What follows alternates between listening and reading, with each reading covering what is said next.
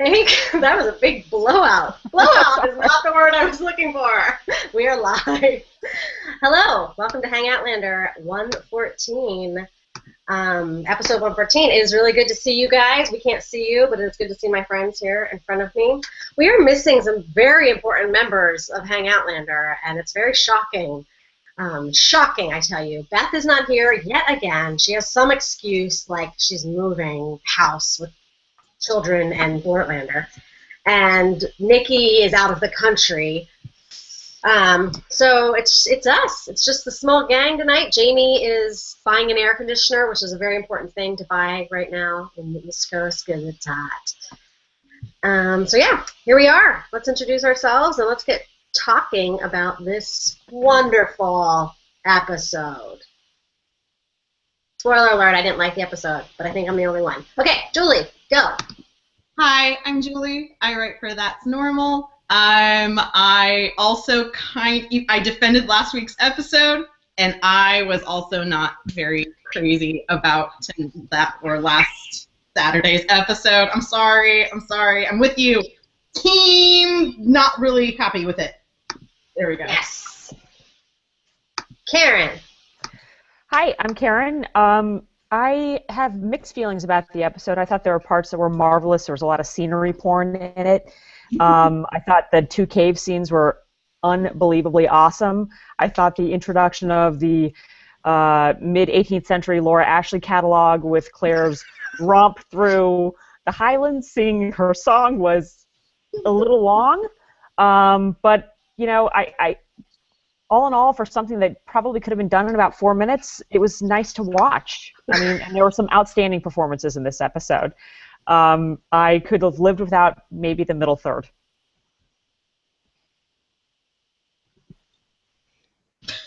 Laura. Oh, hello, sorry. My dog has like leapt on my lap now, and I'm now trying to struggle and wrestle with the dog at the same time. So anyway, hi, I'm Laura from Hypable, who's wrestling a Bijan Frise. It's slightly off camera here. And I agree with kind of what Karen was saying. There were parts that were just a little long. I could have done without some dancing there, painful dancing, Highland Talent Agent and all that. But in any case, hi guys.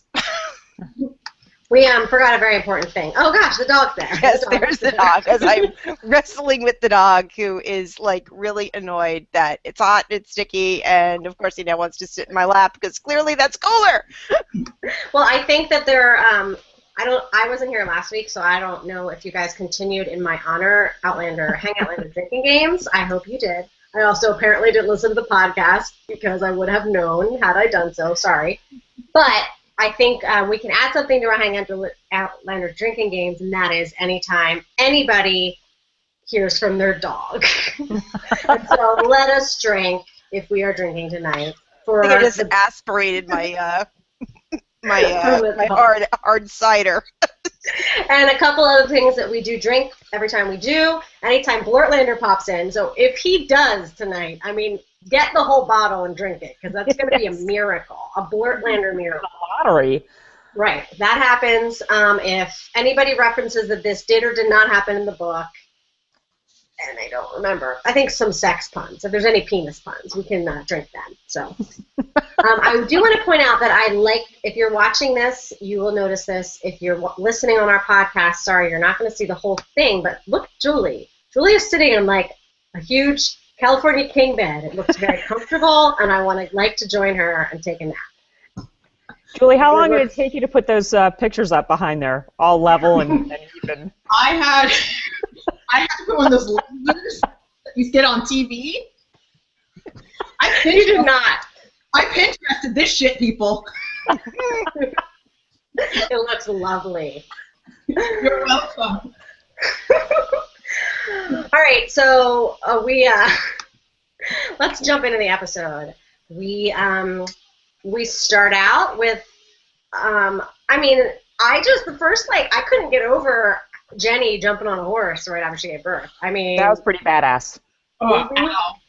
I mean, badass, and also like I was ouch. Yeah. Like I think any woman who has given birth, like just like we all went, oh God, please let there be padding. chaotic. Like it, yeah, like, you know, badass, gonna save my brother, and ow, like big time, ow, baby, yeah. Yeah, she was, yeah, very badass. I'm sure it didn't feel good. Obviously, in the book, that was drink was a big part of showing the risk reward part of it. It was showing the depths of fear that Jenny and Claire had that they would actually go do this. And when we move further into the search, it got even more obvious how just insane it was that they were trying to do it on their own. Yeah. I love that whole sequence. I thought that was like one of the better sequences of the whole show. Like that, it was a good pace. Even from the moment like Ian comes in and they're running around, and then they're talking Ian out, who does not literally have a leg to stand on. Yeah. You know, they're talking him out. I mean, that whole sequence I thought was fantastic. I really liked it. I agree. My favorite part came in like at the very beginning when Claire starts to do her narration. And then at one point she looks up like this, and Jenny's like, Claire! Like, nobody likes the narration. They told us that in episode 1. She's like, hurry it up, Claire, shut up! Yes, stop monologuing in your head. Yeah, come on. Chop, chop, let's go. Let's go. I like you, Jenny. I like you a lot. Thank you. Beth said this in her recap, that one of her favorite moments, I think it was her first favorite moment, was Jenny, or just even the relationship seeing that between Jenny and Claire. We gave her a really hard time a couple weeks ago, and Beth even says in her recap, I still don't like her, but it was really nice to see. I liked her a lot in this episode. Like, I loved her. I thought they were great together. Yeah. The two women in Jamie's life. Like, I mean, even when she was threatening to burn the guy's balls off, I was like, oh my God, are they going there? Like, I mean, it's Outlander. They seriously could have gone there. I was wondering, like, just how far they were going to go with the torture. Well, in some way, I kind of wish they had gone a little further. So, what, Julie? I said, I have an older brother. I mean, she's older than Jamie. I understand. Like, I'm close to my brother, so I'd burn the guy's balls off. I'd just be like, right there. So for some reason, this episode, and I don't think I'm the only one, like, I haven't read the books in a long time, so I don't remember anything. I seem to have, like, blacked out after the wedding. Like, some things sound familiar, but literally this episode to me is like, I have never heard of this single thing. Literally. I don't understand. So does Murtagh come and kill that guy? Is that in the book? No. Okay. I'm going to drink and I talk about it. Yeah, they don't, I mean, in the book, if I remember it correctly, they don't, I mean, Murtagh does catch up with them, but they kind of figure out on their own from some incidental information that Jamie has gotten away from the Redcoats. But, I mean, I think visually on TV it's far more exciting to watch Jenny torturing a Redcoat with a hot iron, you know, than the slow burn of, oh, we stopped at the farmhouse or whatever and gleaned this information. The biggie that's very different in the books, I mean, you even have Claire and Murtagh go on the, like, Highland Road tour and everything. But in the books, they're actually, like, good, like, or decent at least. Like, they're not bad. Like, she's not a bad singer, and he's not a bad, like, these two of them are just singers together, and they do decently at it. So I did kind of like that they were bad singers. I thought that was funny, but I really thought it went on, like, way too long, like Karen said. I think that they probably had to change that because I'm not sure she's the best singer. I think it's really hard to fake bad singing. Like, it really, when you can carry your tune, it's hard to, like, pretend not to, and that was not pretend. Like, that felt very, like, okay, I'm going to sing, and I just actually can't. So it worked. It totally worked, but again, it was way too long, and we're getting lots of tweets of people totally agreeing. We have, like, the Dougal's Beard fan club out tonight. Examina Patrick, I can't talk. Examina Patrick, sorry, I'm, like, butchering her name. I'm sure that's your real name, and it's just beautiful. I just can't say it. And she said, everything Dougal's Beard said. Good night, LOL. Jamie's role is glad that Dougal's Beard is here. Anyway, look at her face. Yeah, she's so excited. She's getting a big head. But yeah, I think that was definitely something that most people can agree with, that it went on for just, okay, we get the point. It could have been done in a 4-minute montage. Yeah. Yeah.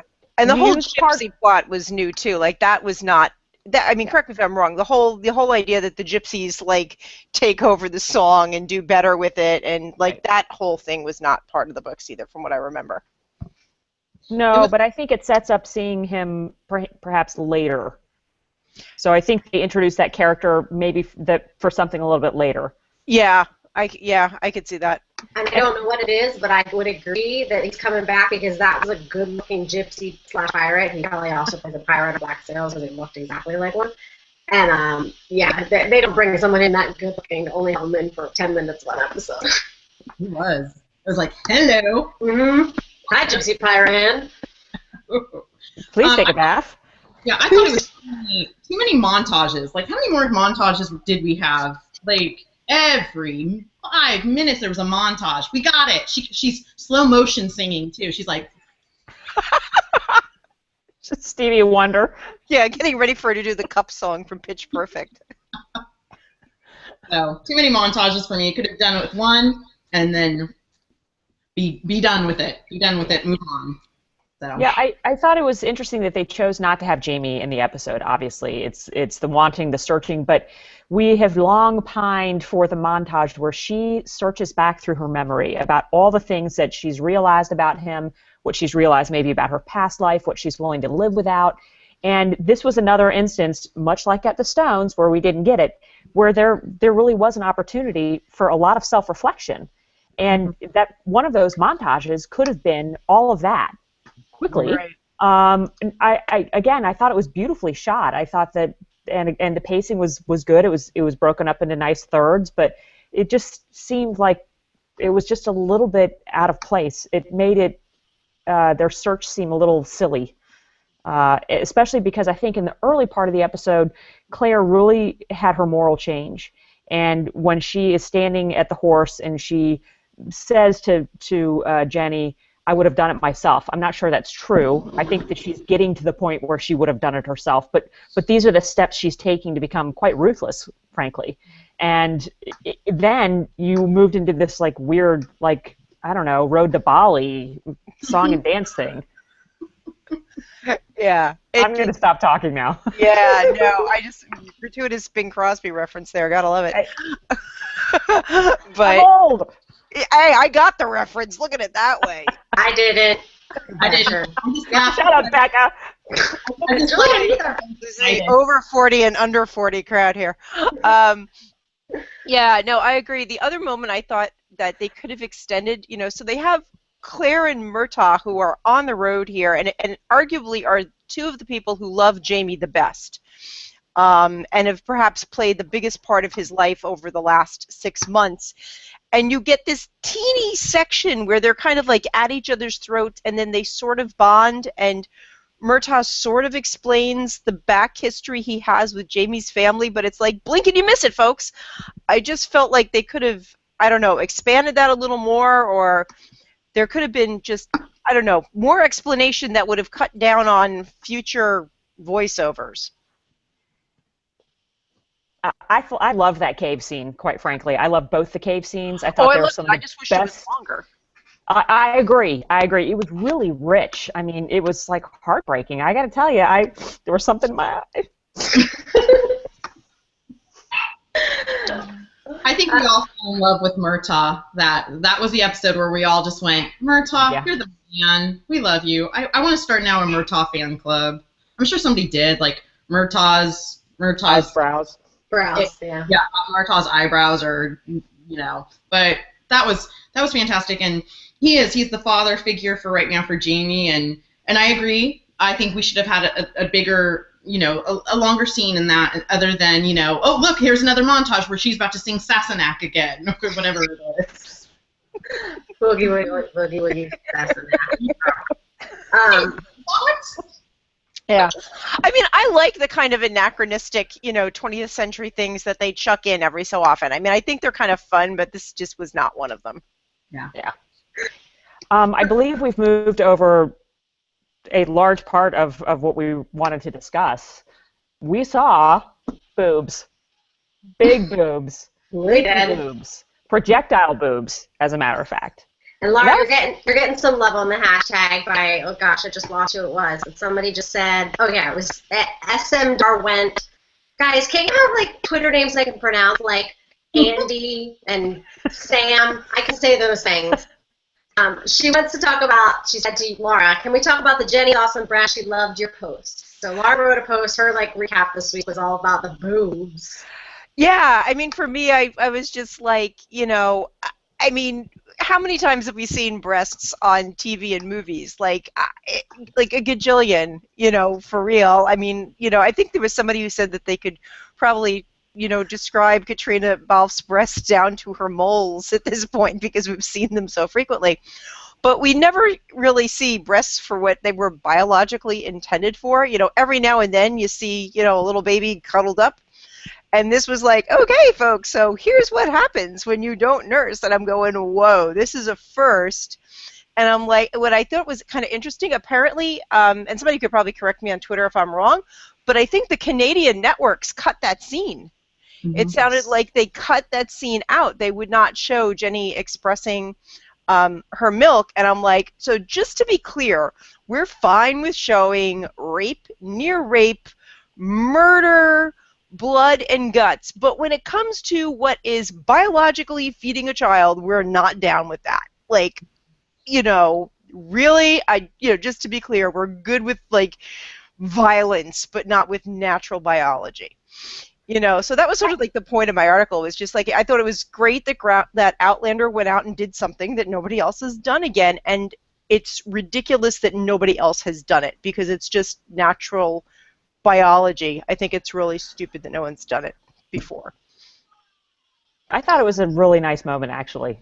I mean, Claire's like, and you can tell that Jenny is like, all right, something's up here. She clearly can't have kids. I mean, there was that little gleam in her eyes, and I just thought it was a 30-second interlude, and I thought it was great. Yeah, I also love that it also wasn't like that very special like breastfeeding episode on Outlander. It was just, it wasn't the point of the plot. Oftentimes when they have, something that's a little controversial, quote unquote, like the whole episode is themed around that moment, and here it was like a 5-minute bit and moving on, and it's real life and we keep going.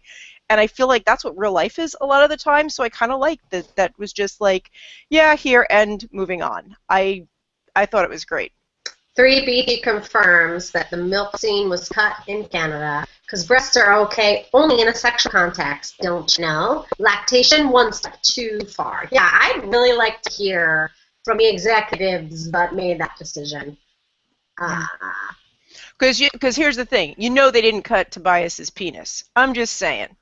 Yeah. So we're good with a guy whacking off his uncircumcised penis, just to be real clear about what was happening there. Yeah, we are good with that. But we're not good with a woman, and lactation, okay? So Canada, you're stupid. Not the whole country, just the executive that made the decision. It's probably a draft dodger anyway. I really wouldn't worry about it. I just feel bad for Claire because she never got to pee. So... No, I was like, whoa, yes. whoa, wait. You're like 4 feet from the horse, and you're just lifting and dripping. I mean, what the hell? I was like... I just remember thinking, oh my God, that must be like really awkward to gather up all that wool, like not to pee on yourself. That's what I started thinking. Right. Don't you have, like, paper or something? I mean, yuck. Oh, she wiped with a leaf, but make sure it wasn't poison ivy. Didn't get to go. Speaking of Claire, Karen said something, I think this was Karen, in a text message, that Katrina's hair deserved its Emmy this week. Yes. Yeah. Speaking of somebody who has Claire hair, this is my natural hair, yes. A couple of people have commented about it on Twitter, yes, this is what I look like now. Yeah, that's real hard to have curls that pretty. Real hard. Especially in Scotland, from what Jamie and Beth and our friends were just there said. It's like raining constantly. I don't know how. So that was bravo on Katrina's hair and makake people. Yeah, they did a great job. She has her own hair peeps who clearly don't work on Sam's hair. Her hair looked awesome. Her hair looks straight awesome. Yeah. Speaking of hair, like, Becca, we're getting like multiple tweets about your hair. People are loving your hair tonight. Thanks, guys. You should have seen it when I first got on. Karen was like, no, keep it down. It looked real bad up. I'm going to start a new group. It's going to be called Claire's Curls. What? Yeah! Claire's Curls. Claire's Curls. Where all the curls go. Nice. All right. So we talked about one of the cave scenes. We ready to talk about the next one? Yes. All right, Dougal Spirit. I feel like you're an expert in all things Dougal. Yes. Delta Bravo alert, ladies and gentlemen. Talk to us about Dougal. What did you think? God, what a douche move. I mean, even though I knew it was coming, but it was so good. That scene was so rich. It was well written. Obviously, it was well acted. I mean, Graham is fantastic, and Claire, however the F you say her name, was marvelous in it. But they managed to tie up a lot of loose ends, a lot of things that he had been doing over the last few years, and really what his hopes and aspirations were moving forward. And there was a fairly large departure at the end of it from the book, everyone drink, which surprised me, actually. But where she agreed, Laura, correct? That was not in the book, right? No, it was not in the book. No, it was not in the book. In fact, I was like, what the F? I mean, I like rewound it. But I think it shows the calculating nature that Claire is starting to really develop. And she has always been a survivor, but has, I think, finally come to grips with the fact that she can't survive on her own in 18th century Scotland, especially with Jack Randall around. I just thought it was a marvelous scene, from Murtagh trying to take care of her, to trusting her to deal with Dougal on her own, and her really kind of spinning Dougal on his head. I thought it was just a great scene. Yeah. I was a little surprised that Murtagh didn't stay around, or she didn't want Murtagh to stay around. If for no other reason, Dougal's the guy that nearly raped her in Castle Leoch, like back when they had the gathering, and and she knows what Dougal is capable of.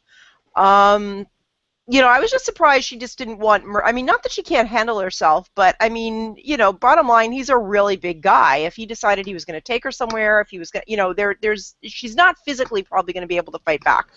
So I was a little surprised she didn't want Murtagh just to kind of hang in, just in the background. Not that he had to step in, but I don't know. I was a little surprised she didn't ask him to stay.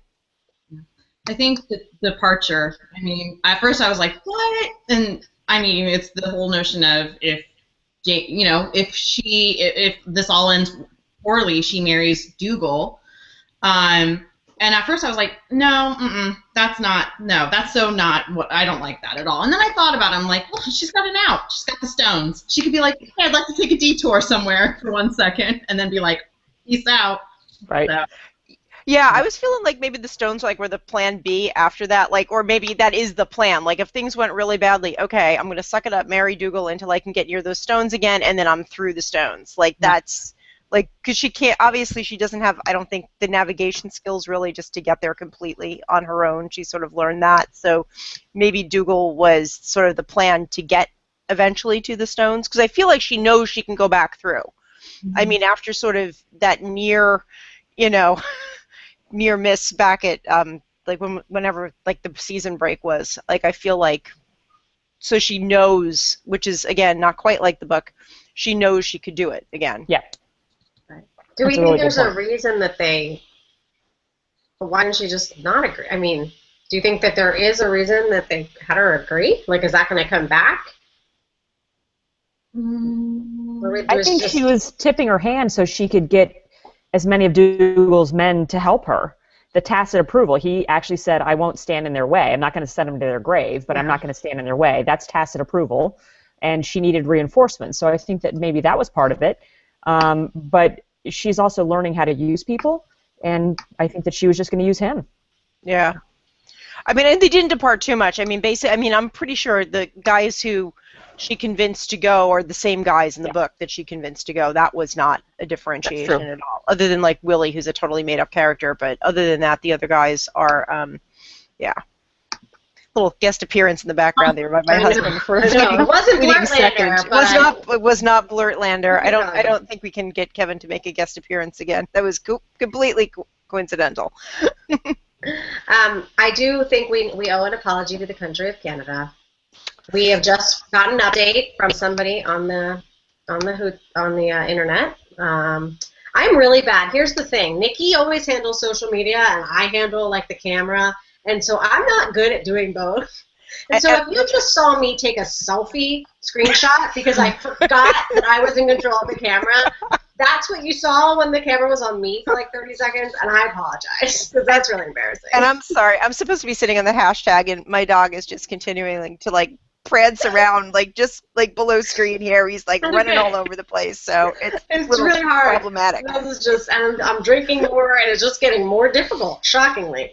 Anyway, here it is. It's Kate Fu on Twitter said, check out the network's response to censored scenes, and Showcase, which is the Stars Network, I believe, of Canada, not related at all, said, attention Outlander fans, we appreciate your patience as we've reviewed our broadcast. Blah, blah, blah, blah. It was our intention to air the newest episode of Outlander Uncut. However, as a result of an error, an edited version of the episode was aired instead. We apologize for the issue. Please be assured for this week's episode, it will be edited. I don't understand. They're going to rebroadcast it. I guess they edit it for daytime for all the kids that watch Outlander or something, and they apparently edited it.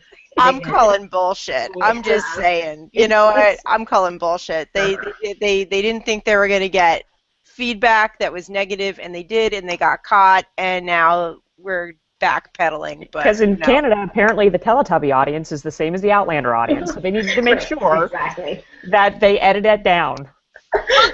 Mommy, stop being a sadist. You have no idea. Connor actually said that to me. When he was little or like recently? Give or take a few years. It was Connor's terrible twos. Right. It lasted 12 years, but yeah, they were the terrible twos.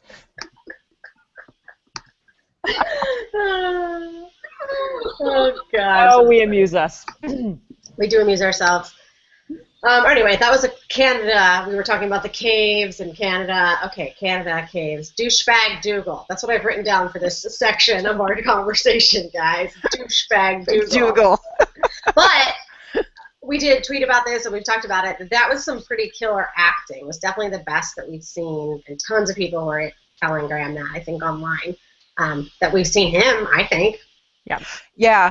I mean, it's, and May 30th is the deadline for Emmy nomination episodes. Basically, if you're going to nominate something for an Emmy, it has to have aired by, I think it is May 30th. And then they give out those little, for your consideration videos that, showcase, a scene for you. And I feel like the scene with Graham and Claire, or Kate, whatever, sorry, that was a really, that's a great scene to give to the Emmy people who vote for the Emmys, just to kind of consider that performance. I think you were really spot on, Karen, when you said that was just a tight package, well done.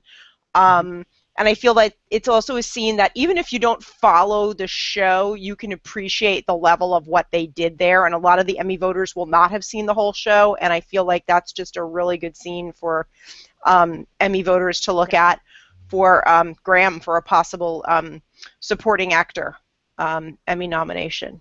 It'll be cool to find out what they get in July. I mean, I think Terry's costumes are a shoo-in, but let's hope we get some performance Emmys in there. Yeah, and my Laura Ashley thing was, well, first of all, it was hysterical, but Terry has done a marvelous job with all the costumes. I mean, she's done a great, great job. Terry, I'm not trying to offend you. It was like what Laura Ashley exploded. It was just, and Kate's this thin, wispy little thing, but that costume was great. It was what was needed for the scene. I think that Terry has been spot on in every scene that they've done. It's her product is remarkable. Yeah.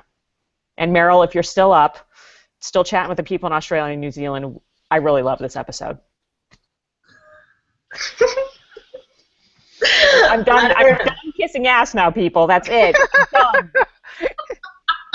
With the next ass, please get off the queue. With the next ass, you're done. get off the queue. kick-ass list. Who else is next? We do have a good question from Kiss Wilson on the Twitters. Does anyone actually think loyal Claire could leave Lollybrock behind if Jamie died, even if she had to marry Dougal? No. No.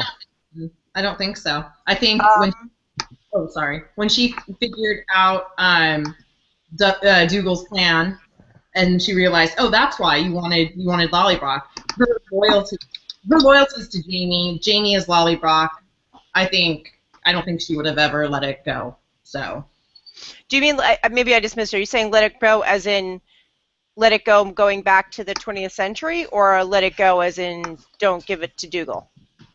I took it as don't give it to Dougal. Because I don't think she would go. Yeah, I don't think she'd give it to Dougal, but I think if at this point Jamie died, I think she would go back to the 20th century. I don't feel like she would opt to stay in the 18th and help Jenny and Ian, and I wouldn't see that happening. Not at this point, in any case. Not unless she could, somehow figure out to keep herself away from Randall and Dougal, which would be very hard. Right. And I don't think she has enough of an incentive to really tie her to the 18th at this point. Yep, I agree. So this whole episode was a big fat setup for next week, which is, hold me now already. I've seen one of the previews that I guess are showing in Australia, and it's, holy Lord, people. It's going to be intense. I think I hope it's every bit as good as The Reckoning was. I mean, we had 6 months of waiting for that episode, and it exceeded every expectation that I had. And as horrible and as awful as we can expect this next episode to be, I really hope it lives up to my worst nightmare, quite frankly. I really want that delivery. Yeah. I mean, they've released a bunch of, stills today, and as you can imagine, there's nothing too graphic in the stills because it would just totally, I think, be anticlimactic if they went down that road. But you kind of get little hints and things. Like there's one of Jamie standing there in his kilt, and it's looking like really ragged around the edges. And every time he's in a kilt, he practically looks like he's been Scotch guarded. Like it's always perfectly pleated, it's perfectly straight, and now he's in one of the shots in this very raggedy, straggly looking kilt, so you can kind of tell he's been beat up a bit. Yeah, I have to say, when I saw that still, I thought, Hobbit feet, Hobbit hair. I did. He's barefoot. Look at the size of his feet. God almighty. Wow. Follow that wives' tale. You know what they say. He's going to show his dirt.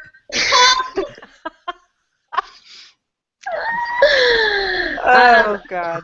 Yeah, I think it'll be really interesting to see what we're talking about next week as far as, like, what press is talking about. The screenings for that will be out Wednesday. They're normally out Wednesdays, so tomorrow. Nope, today's Monday. So people will start seeing it and writing something, and obviously they'll hold any spoilers until after, but it will be very interesting to see. Yeah.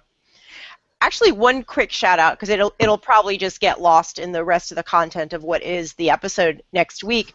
There is a brief guest star appearance, or guest star, or whatever you want to call it, by a guy whose name is Fraser Hines, and he is the guy that Diana Gabaldon saw in a kilt in a Doctor Who rerun, like 25 years ago, and that's how she got the idea of the character of Jamie.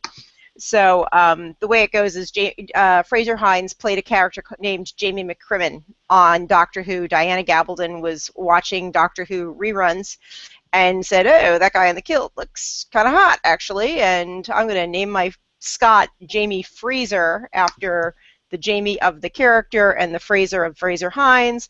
And anyway, Fraser Hines has a cameo, and he's playing the governor of Wentworth Prison next week. So the guy who was the basis for Jamie Fraser is actually going to be in the episode. I don't know that he and Sam are actually going to ever be in the same scene together. That would be a little unusual, unless they deviate a bit from the book. But I think it's kind of cool that the guy who was sort of the inspiration for a lot of this has actually managed to get a cameo in the series. I mean, now he's like 70 years old, so he's not like, you know, the hot young stud that he was when Diana like saw him on TV. But I think that's pretty cool. Yep. It is. That's awesome. Yeah. All right, Diana. Yeah. Well, Wait, remember, full circle.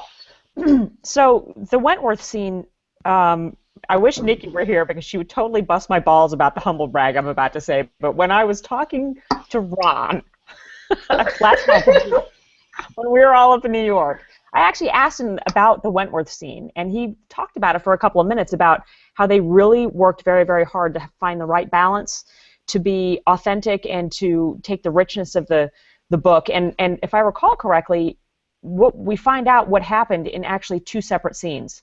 I think the more graphic one is in Dragonfly and Amber, I think is a flashback, I think. The books kind of run together for me, but he was pretty clear about the fact that they wanted to make it as graphic and as horrifying as possible without crossing too many lines, to make it as realistic as possible. And I think it's going to be fairly long. I don't know that it's going to be the entire episode because they have to find him first, and then she has to go get... I hope the cows don't happen, to be honest with you. I hope we don't have to live through that, or the wolf, or anything like that. Oh, I want to see the cows. I really do. I know that sounds... People see the cow. I don't know that. I just see the cows with the horns and everything. I want to see the cows. Well, maybe, but also remember, in the book, there's like a foot of snow on the ground. And the closing scene of last week's episode, it's like summer. That's true. Right, so I'm interested to see what they actually change on the breakout and the escape and all that. Yeah. Well, didn't the cows come from, and I believe this is from the book, so here we go. Didn't the cows come from, because Murtagh, I'm sorry, the story Murtagh tells about falling in love with, that came from a different person. Wasn't that, Yes. I forgot, was it They McDonald? combined. You're absolutely right. Yes. They combined Murtagh's story into that guy's story, and with the bracelets being Murtagh's gift, and that's not quite right, I don't think. Yeah. And someone on Twitter can let me know what's the name of the original character, because I'm pretty sure they're going to someone, you know, I just totally lost my train of thought. Hello, right in the middle of my sentence. Yeah, no, but you're totally right, Julie. You're dead right. I know I've seen a lot of fans also saying like they could do without the wolves. You know, for people who have read the book, they could just do without the entire wolf sequence. Yeah, I could see that. It's kind of needlessly long. And if they cut that other character, there's no reason to do it. It's true. No, because we're going to get cows. I'm queuing, since we're like a couple minutes ahead of what you guys are watching live, I'm going to guess in about 30 seconds we're going to get a text message from Beth telling us the name of that person you're trying to think of. Yeah, that's We'll let you know if that comes through. yeah. Was it McGrannick? Was that his name? Was it? Oh, McGrannick. McGrannick? I'm Yeah. going to guess it starts with MAC. Very, very, Thank you. very Thank you. good. Thank you. I'll be here all week. So. I don't remember, though. Yeah. Well, yeah, it is. It's going to be a rough one. Yeah, It's it gonna is. It's like one of those. I mean, I never watch those kinds of scenes ever. It's the it's the Red Wedding of Outlander, right? Like Game of Thrones. Yeah, I mean, it's kind of that scene that's like everyone knows it's coming if you read the books, and it's going to be hard to watch, hard to see. Yeah. Yeah, and I think where it's going to be even harder in the books.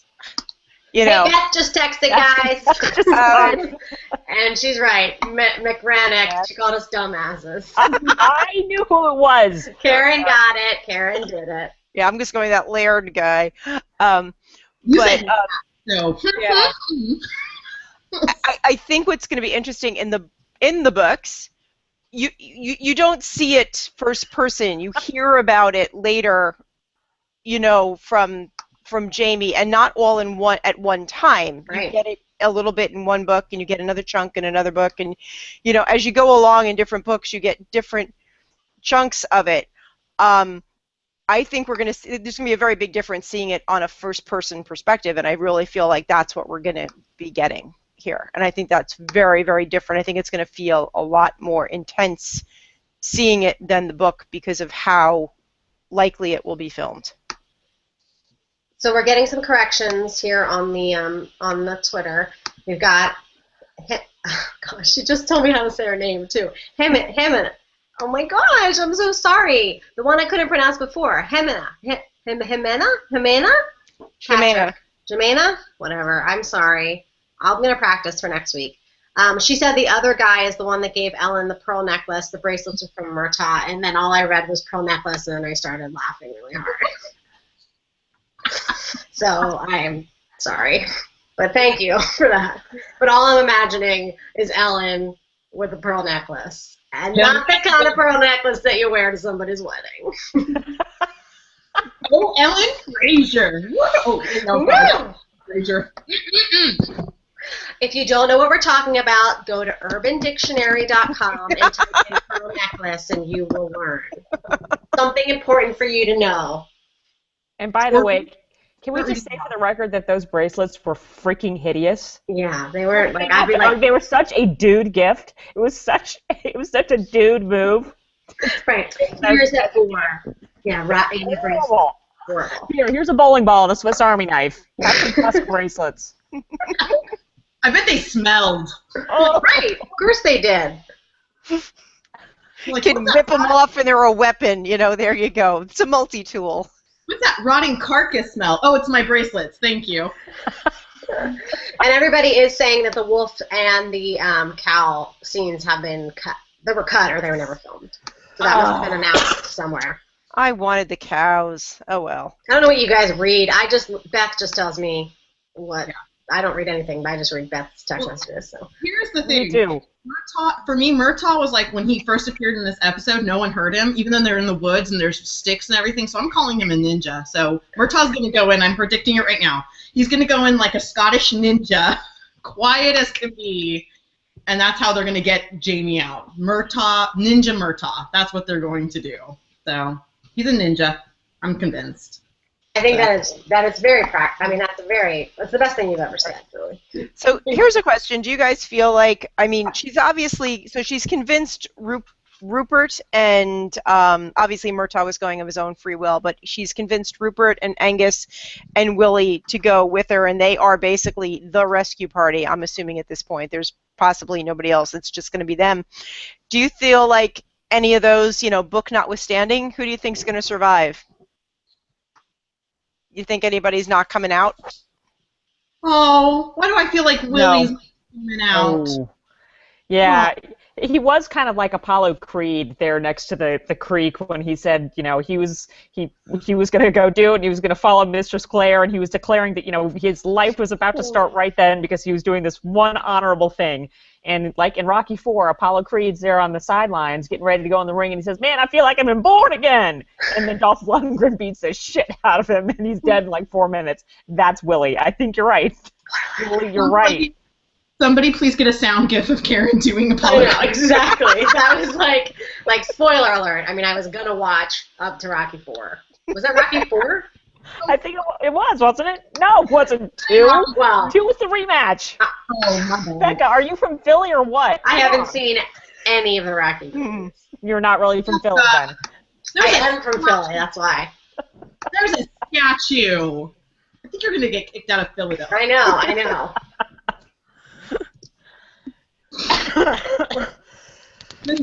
Yeah, no, I agree. Like Willie was all but like red shirted that at the end of that episode there. Like that's a shame. Yeah. Poor Finn. Just when his Twitter following was getting large, just when the fandom found another random sidebar character to stalk, his character's probably gonna die. Oh, don't worry. There's gonna be some plumber that cleans out the dump that Sam did in his trailer that clogged it up for 3 days that they're going to follow on Twitter next. If you don't know what we're talking about, fandom has found people to follow that aren't anybody. They're just average Joes like you and I who somehow have something to do with Outlander, and they follow them on Twitter. So I have no doubt that a plumber will be found in Scotland who has plunged the shit of Scott Hewen. Sam Hewen. And we will be able to confirm once and for all if his shit does or does not stink. There you go. Doesn't. According to fans, According to Twitter, it doesn't. It smells like roses and it's golden. Shut it. Yeah. It sparkles It's and it shits rainbows. It Yeah. sparkles like a vampire. Shut it. Yeah. Seriously, Sam and Kat, if you're listening to this, start shredding your garbage now. Just start shredding your garbage now. You're gonna need to do it. Oh, you better burn your fingernail clippings. Someone's gonna be taking those. Okay, I promised folks that I had a confession, and it's actually more of an apology. An apology to a certain Twitter fan out there. There's etiquette on Twitter, and I crossed the line apparently, and I need to be honest about that. Because, as you know, truthiness and being truthful is, of course, the only equity that you have on Twitter. So I have to fess up, and I have to apologize because of this egregious lack of Twitter manners that I had yesterday. Because if you're going to accuse a fellow Twitterer of accusing Kat of carrying Sam's love child, you better accuse the right Twitter handle of doing that. And apparently I made a mistake. So I apologize. You know who you are. The truth is important. You might want to look up what that word means in the dictionary. So there you have it. There you have it. There's my confession, my apology. I flamed the wrong Twitter person for accusing them of having a love child. Oh, and dear. I am sorry. I am so sorry. God, I'm ashamed. Look There away. are people on her front lawn right now. There. Yes, it was a hard day, but we got through it. And I think that Karen will probably be forgiven after that very thoughtful apology. Well, and it was heartfelt. It was completely heartfelt, especially when you pulled the truth and the First of all, I deserve props for throwing the word egregious into this conversation. You do. It's late at night to be using a word that I could never spell in a million years. The fact that you used it about 1 minute after Becca talked about Sam Hewen's shit. Oh, Lordy May. All right, well, guys, don't forget, next week, this same time that we've been doing this has worked out very well, Monday night at 10 p.m. Eastern, Hangoutlander, episode 115. I know so many of you are going to be excited to talk about it. I'm going to start the event as soon as we get done here, and that's a good 4 days earlier than I normally start the event. So you can RSVP now. Put that bad boy on your calendar. Boom. Boom. And I think it'll be like a big crew. We're going to all be here sobbing and holding each other through the powers of the internet. It's going to be awesome. Yeah. Yes, it is. Thank you for joining us tonight and for tweeting along. We missed our dear friends who are normally with us, but we'll talk to you next week if we all survive. Good night. Good night. Bye.